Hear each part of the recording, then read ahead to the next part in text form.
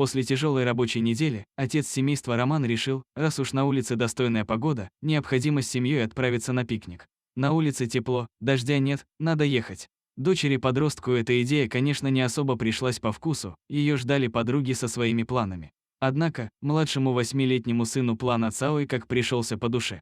Как бы там ни было, буквально через пару часов молодая семья уже подъезжала к семейному месту на побережье местной реки. Парни сразу же пошли собирать сухие ветки для огня. Парнишка долго не мог отыскать веток, а потому забрел достаточно далеко и вдруг из-за кустов услышал странное шуршание. Как будто там кто-то был.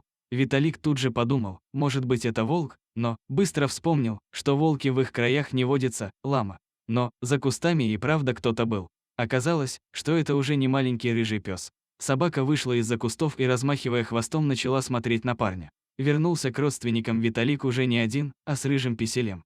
Мама с сестрой не разделили энтузиазм парня и предпочли не подходить близко к псу. Рыжий же вел себя вполне достойно, порой выпрашивая что-нибудь на перекусить. После плотного перекуса, как и подобает, молодежь отправилась поиграть и выяснилось, что Рыжий отлично приносит палку, и с ним очень весело. Глава семейства даже заметил, что собака скорее всего была домашней, ведь отлично воспринимала команды. Роман лишь удивлялся, как собака оказалась тут одна. Уже в конце пикника возникла неловкая ситуация, ведь семья начала собираться обратно. Собака же бегала рядом, и Виталик то и дело смотрел на отца молящим взглядом. «Прости, дружище, но мы не можем забрать его домой», — сказал Роман сыну. «Он уже не маленький пес, да и скорее всего у него есть хозяева».